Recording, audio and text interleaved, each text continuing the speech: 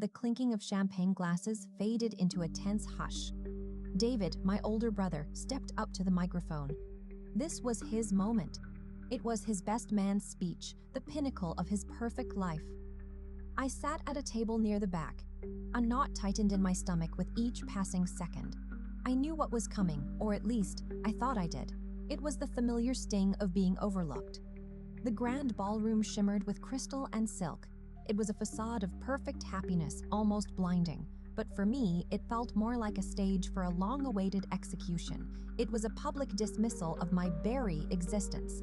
David began, his voice confident and booming. He filled the elegant space with practiced ease. He spoke of his bride, Sarah, with genuine affection and a winning smile. He talked about their journey and shared aspirations. Then he moved on to their families, to our supposed shared childhood. It was a journey I knew well. And that's when the erasure began. It was subtle at first, then glaringly obvious. He painted a picture of a singular childhood. It was a journey only he and our parents took, a carefully constructed narrative. There was no mention of me, not a single shared memory, not a single anecdote, nothing. It was as if I simply hadn't existed in his life. It was like I was absent from our family history. A cold wave of shock washed over me. It quickly followed with searing pain, piercing my composure. This wasn't just an oversight, a slip of the tongue.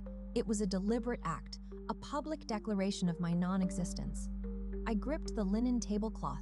My knuckles were white, my jaw clenched so tight it ached. My mother sat at the head table. She offered a placid, approving smile as David continued his polished performance. My father's chair, however, remained conspicuously empty. It was a stark reminder of his recent absence. He had passed away just 6 months prior. This left a void I still felt daily. Growing up, David was always the sun, vibrant and commanding. I was a distant moon reflecting his light, if I was lucky. Our parents, especially our mother, adored him. They celebrated every minor achievement with fanfare. My successes often met with a polite nod, or a quick redirection to David's latest triumph. I remember one particular summer afternoon. It was a faded memory from childhood that always resurfaced. David won an art competition at camp. He earned a bright blue ribbon. My mother hung it prominently, praising his talent and flair. Meanwhile, I built an intricate Lego castle. It was a masterpiece of tiny bricks. It was ignored, a silent testament to my invisible efforts. I longed for that simple acknowledgement. I yearned for that shared joy. I wanted genuine interest in my world. I learned early on to shrink myself. I became less visible. I learned not to take up too much space. It was easier than constantly vying for attention. That attention would never truly come my way. This quiet endurance became my default mode. It was a family survival strategy, but through it all, there was my father. He saw me, truly saw me, beyond David's shadow. He nurtured my quiet passions. He listened to my unspoken words. He understood my silent struggles. He would often find me in my room. We talked for hours away from boisterous family gatherings. He taught me fishing on quiet mornings. He bought me countless books. Those moments with him were my sanctuary. It was my true home, where I felt loved and valued. When David turned 16, our parents bought him a gleaming new car for his birthday. It was a sleek red sports model. My 16th birthday 2 years later brought a used bicycle. It came with a lengthy lecture on responsibility. I didn't resent the bike. It was functional, but the blatant favoritism etched itself deeper into my heart. Over the years, David's slights grew less subtle. They became more pointed. They were increasingly public. He would interrupt my stories. He would correct my facts. He would dismiss my opinions at family dinners. Our mother would usually chuckle, a light dismissive sound. She would say, "Oh, David, you're such a joker." It silenced me. I developed an invisible shield. It protected my inner self. I built my own life. I found success in my career. I forged strong friendships outside the family orbit. But still, the yearning for their acceptance lingered like a phantom ache. It was a wound that refused to heal. Then came the devastating news of my father's illness. It was aggressive, swift, and utterly heartbreaking. I dropped everything.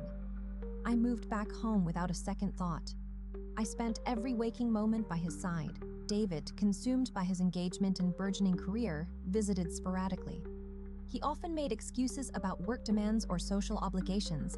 During those final weeks, my father and I shared profound conversations. They were deeper than ever before. He knew David's nature, his self-centeredness. He also knew the quiet pain I carried in my heart. One evening, his voice weak but clear, he handed me a small, unmarked USB drive. It was filled with a knowing love. "This is for you, Adam," he whispered. His eyes were filled with a love so deep it broke my heart anew. "Only play it when the time is right. You'll know." After his funeral, a somber, formal affair shrouded in grief, David quickly pushed for the wedding plans. He wanted a large, extravagant celebration. It was fitting for his station. It was a status show. My mother, still reeling and grieving, deferred to his wishes. She was unable to resist his will. The USB drive remained tucked away in my safe. It was a heavy secret. It was a silent promise. I debated its purpose, its power, its potential impact.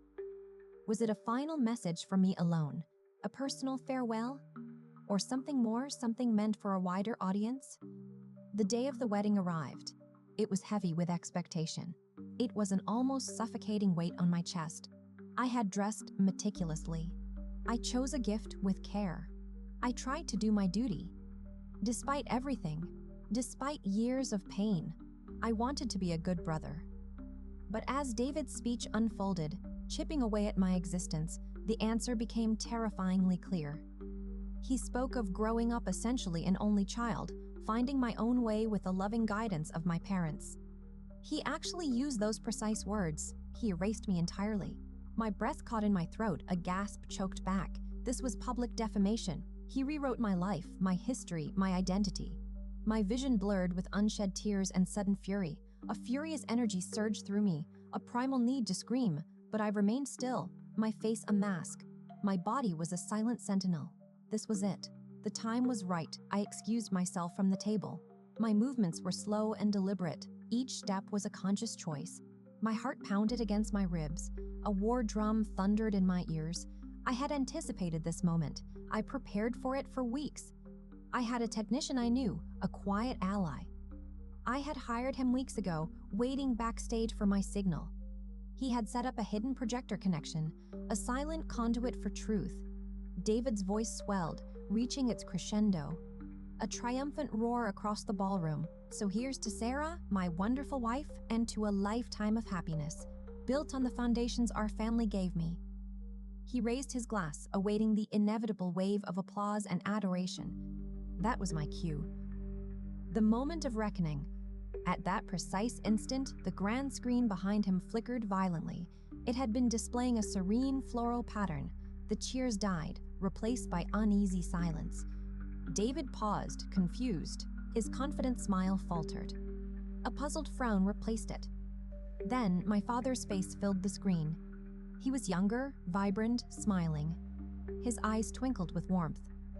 A collective gasp rippled through the ballroom. A wave of stunned realization. The video began. It opened with old photographs. My father and I were fishing. We built that Lego castle. We laughed over a chessboard. My father's voice, clear and warm, filled the room, resonating with deep affection. "To my son, Adam," he began, "you have always been a source of quiet strength and immense joy." He spoke of our shared adventures. He spoke of my resilience through adversity. He spoke of the deep connection we forged. He narrated stories of my childhood. These were moments only he and I remembered. These were moments David had just publicly erased. The contrast was brutal, stark, undeniable. My father's loving voice resonated through the stunned silence. His genuine pride touched hearts. Pictures showed my father teaching me to drive. We volunteered together at the shelter. He proudly read my college acceptance letter. These were the memories David had just denied. This history he had tried to rewrite. Now it was exposed for all to see. My mother's face, which had been placid moments before, crumpled in shock and mortification. Her composure shattered. David, frozen at the microphone, turned a ghastly shade of white. Triumph replaced by terror. His eyes darted around the room. He met the bewildered, judging gazes of the guests. Sarah, his new wife, looked utterly confused. Her bridal smile was gone. It was replaced by a questioning frown and a hint of concern. I watched from my position near the back. My heart ached with a bittersweet mix of grief and profound vindication. This wasn't revenge in a petty sense, not a desire for personal harm. This was justice, pure and unadulterated. This was my father, speaking from beyond the grave. He gave me back my place, my history, my worth, my identity. The video ended with a final, poignant message from my father. His voice was soft but unwavering. Never doubt your place, my son. You are always enough. More than enough. The screen went blank. The silence that followed was deafening. An echoing vacuum where David's triumphant speech had been. My mother stared at David. A raw, unspoken accusation was in her eyes, a lifetime of complicity now exposed. The guests began to murmur.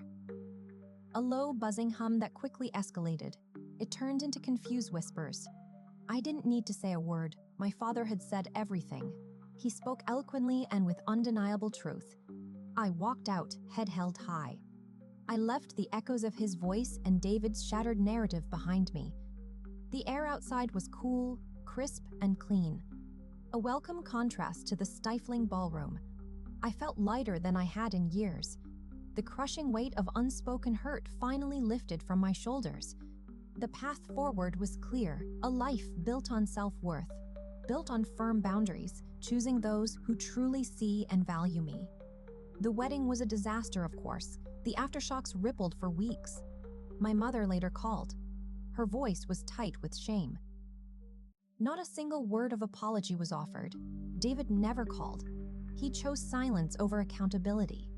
The family ties, already frayed by years of neglect and favoritism, snapped completely. But I found peace, a deep and enduring tranquility. My father's video was more than a tribute. It was my liberation, my declaration of independence. It taught me that true validation comes not from those who diminish your existence. It comes from the unwavering love of those who always did. It comes from the unshakable strength of knowing your own truth. After my brother's best man speech erased me, until our dad's video revealed everything, what would you do first in that situation? Subscribe for more, like if this was worth your time, comment with your ideas for the next video.